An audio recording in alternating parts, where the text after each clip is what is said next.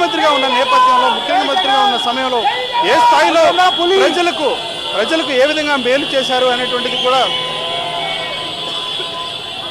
వారందరిలో కూడా చూడొచ్చు. ఇక్కడ మనకు కొంతమంది ఏంటి ఇంతమంది జనం రావడం? సార్ జగన్మోహన్ రెడ్డికి చాలా ఫ్యాన్స్ ఉన్నారు సార్. తెలంగాణలో, ఆంధ్రాలో రాజశేఖర రెడ్డి కొడుకు కదా సార్, ఆ మాత్రం ఉంటుంది. చాలా పథకాలు తీసుకొచ్చారు, మంచి పనులు చేశారు. ఎన్నింటికి వచ్చారు? ఎప్పటి నుంచి వెయిట్ చేస్తున్నారు? 9 o'clock నుంచి ఇక్కడ వెయిట్ చేస్తున్నాను సార్ జగనన్న గురించి. జగనన్నను చూసాను, చాలా ఆనందంగా ఉంది సార్. ఇటు సైడ్ కూడా చూడొచ్చు, ఇక్కడ కూడా ట్రాఫిక్ అయిపోయింది. బేగంపేట ఎయిర్పోర్ట్కి దగ్గర 2 వైపులా కూడా ట్రాఫిక్ ఆగిపోయింది. ఏ వెహికల్ని ఎటు పంపించాలి అనేటువంటి తర్జన భర్జనతో పోలీసులు పడుతున్నారు.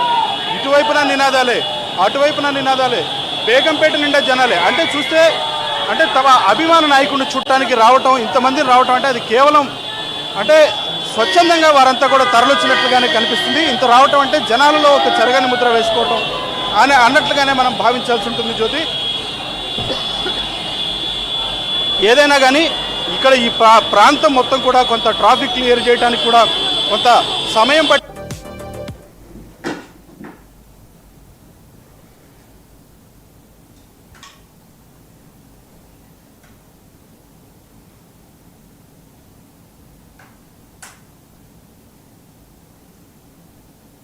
వైఎస్ఆర్ కాంగ్రెస్ పార్టీకి సంబంధించినటువంటి పార్టీ ఫ్లెక్సీలతో పాటు జగన్మోహన్ రెడ్డికి స్వాగతం పలుకుతూ భారీగా ఫ్లెక్సీలు ఏర్పాటు చేశారు అన్నట్లుగానే మనం చెప్పాలి జ్యోతి.